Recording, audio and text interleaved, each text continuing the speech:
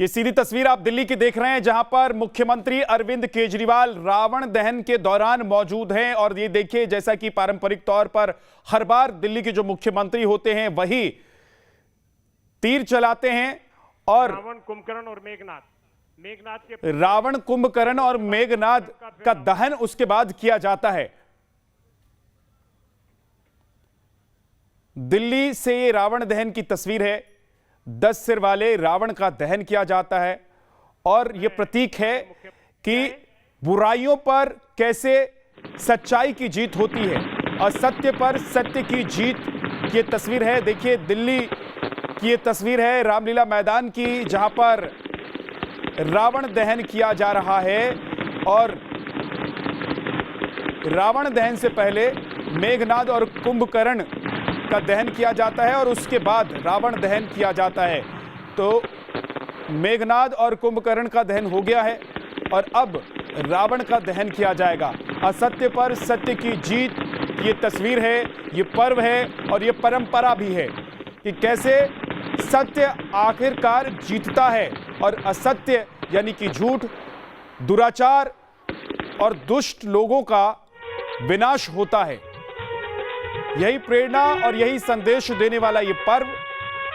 और देखिए, अब दिल्ली के मुख्यमंत्री अरविंद केजरीवाल प्रभु श्री राम और लक्ष्मण की आरती करते हुए रामलीला मंचन के बाद आज आखिरी दिन जब रावण का दहन होता है, उसके बाद प्रभु श्री राम चूंकि लौटकर अयोध्या आते हैं, तो उसके बाद की जो रामलीला की जो कहानी है उसको आगे बढ़ाते हुए इस कार्यक्रम को अब मुख्यमंत्री अरविंद केजरीवाल राम और लक्ष्मण का स्वागत कर रहे हैं, उनकी आरती कर रहे हैं। ये छवि दरअसल उस वक्त की दिखाने की कोशिश होती है जब प्रभु श्री राम लक्ष्मण लौटकर आते हैं अयोध्या रावण दहन के बाद, रावण का वध करने के बाद। अयोध्या लौटने के बाद प्रभु श्री राम का स्वागत किया जाता है और फिर उनका राजाभिषेक भी किया जाता है। परंपरा के मुताबिक हर बार दिल्ली के मुख्यमंत्री इस कार्यक्रम में शामिल होते हैं और अरविंद केजरीवाल एक बार फिर से इस कार्यक्रम में शामिल हुए हैं और इस कार्यक्रम को अब वो अंत तक ले जाएंगे। ये तस्वीर आप दिल्ली की रामलीला मैदान की तस्वीरें देख रहे हैं, जहां पर रावण दहन का कार्यक्रम चल रहा है। प्रभु श्री राम और लक्ष्मण विराजमान हैं मंच पर और उनकी आरती की जा रही है, उनका स्वागत किया जा रहा है। क्योंकि जिस वक्त संसार में सभी लोग परेशान थे दानवों से, दुष्टों से, रावण से, उस वक्त प्रभु श्री राम ने अवतार लिया था और उनका अवतार ही दरअसल इन दुष्टों, रावण जैसे दुराचारियों को खत्म करने के लिए, उनका विनाश करने के लिए हुआ था। और अपने वनवास के दौरान उन्होंने कई दुष्टों का संहार किया था, विनाश किया था।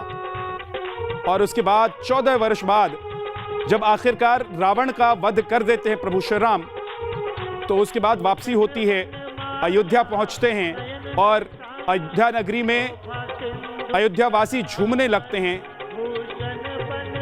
अयोध्या में उत्सव मनाया जाता है और अयोध्या के उसी उत्सव को आप इस वक्त महसूस भी कर सकते हैं जब प्रभु श्री राम की आरती होती है। प्रभु श्री राम के साथ भैया लक्ष्मण की भी आरती होती है, उनका स्वागत होता है।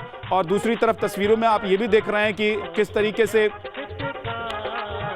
धरती पर जो लोग मौजूद थे वो इस खुशी में झूमने लगते हैं कि अब आखिरकार प्रभु श्री राम ने जिस कारण से अवतार लिया था उस कार्य को उन्होंने संपन्न किया, उस कार्य को उन्होंने पूरा किया।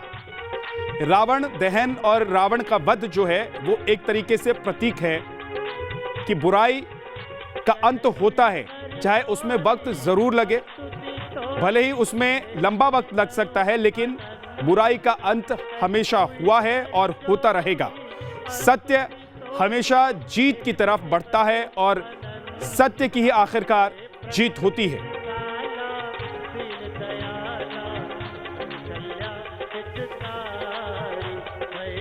ये दो तस्वीरें आप देख रहे हैं, केजरीवाल ने तीर चलाया और तीर चलाने के साथ ही दूसरी तरफ मेघनाद और कुंभकर्ण रावण का दहन शुरू हो जाता है। और ये वो मंच है लव कुश रामलीला का, जहां पर इस वक्त अरविंद केजरीवाल मौजूद हैं और अरविंद केजरीवाल के परिवार के लोग भी यहां पर मौजूद हैं। हालांकि इस बार रामलीला में जो दर्शक आते हैं उनको इजाजत नहीं मिली थी, क्योंकि ज्यादा भीड़ भाड़ से बचने की कोशिश थी सरकार की, प्रशासन की। लेकिन अंतिम वक्त में जब कार्यक्रम का समापन हो रहा है तो यही परंपरा हर बार निभाई जाती है। इसी तरीके से जो दिल्ली के मुखिया होते हैं, यानी कि दिल्ली के मुख्यमंत्री होते हैं, वो पहुंचते हैं और तीर से वो रावण का वध करते हैं। और जैसे ही तीर कमान से निकलती है उसके बाद रावण दहन शुरू हो जाता है।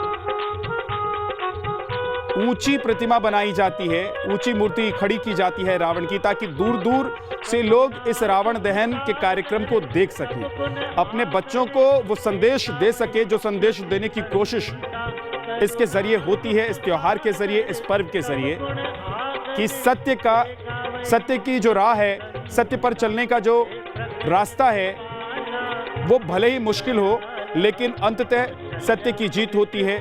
सत्य का राह मुश्किल हो सकता है, लेकिन असत्य कभी जीतता नहीं है। असत्य का अंत हमेशा होता है, दुराचारियों का अंत हमेशा होता है, दुष्टों का अंत हमेशा होता है, बुराइयों का अंत हमेशा होता है। और ठीक इसी तरीके से, जिस तरीके से रावण का अंत हुआ, रावण का वध प्रभु श्री राम ने किया, उसी तरीके से बुराई हमेशा हारती है।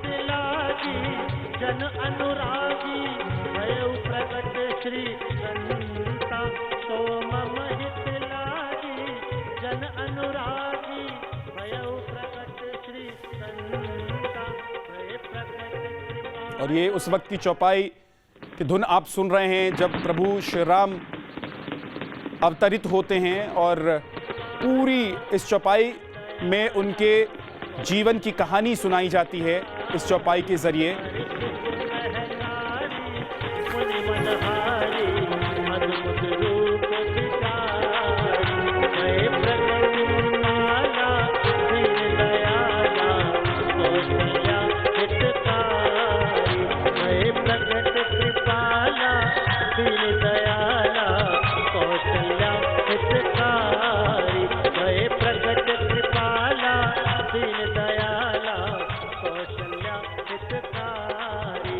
भय प्रगट कृपाला दीन दयाला कौशल्या हितकारी।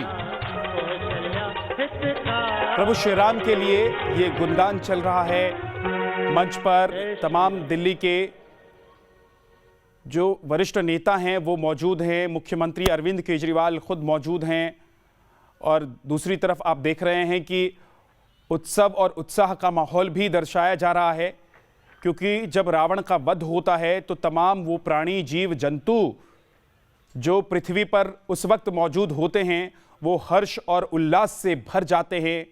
उनके अंदर एक नई ऊर्जा संचार कर जाती है, क्योंकि उन्हें अब दानवों से मुक्ति मिल गई है, राक्षसों से मुक्ति मिल गई है।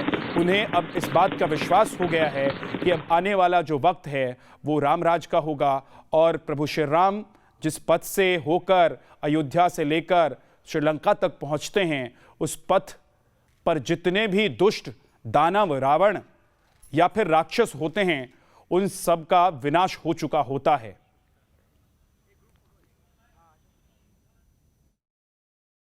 बोल सियावर रामचंद्र की जय श्री राम, जय श्री राम। आज दशहरे के अवसर पे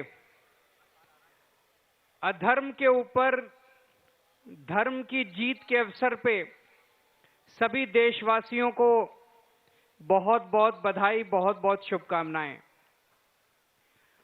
दोस्तों, जैसा कि हम सब लोग जानते हैं, अभी हम लोगों ने रामलीला भी देखी, किस तरह से रावण का रामचंद्र जी ने वध किया। वो किसी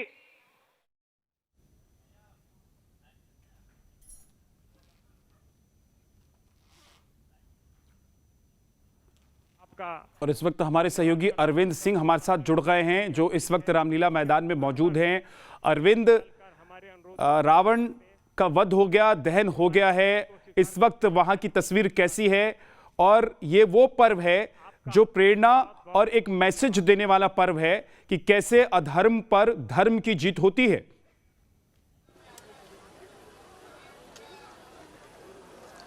बिल्कुल, रावण, मेघनाद और कुंभकर्ण के पुतलों का यहाँ पर दहन हो गया है और निश्चित तौर पर जो बुराई पर अच्छाई और अधर्म पर धर्म की जो जीत है उसके प्रतीक के तौर पर यहाँ पर सीएम अरविंद केजरीवाल मौजूद थे। उन्होंने पहला बाण रावण पर चलाया और उसके बाद तीनों पुतलों का दहन हुआ। एक खास बात ये भी रही कि कोविड प्रोटोकॉल को देखते हुए और प्रदूषण के खतरे को देखते हुए ये पहली बार हुआ जब पुतलों के दहन में पटाखों का इस्तेमाल नहीं हुआ।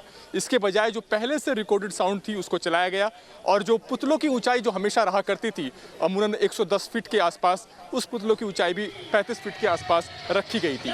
तो अभी कुछ देर पहले यहाँ पर तीनों पुतलों का दहन हुआ इस संकल्प के साथ कि हमेशा से अधर्म और बुराई का प्रतीक हारते रहे, अच्छाई और धर्म हमेशा जीत होती रहे।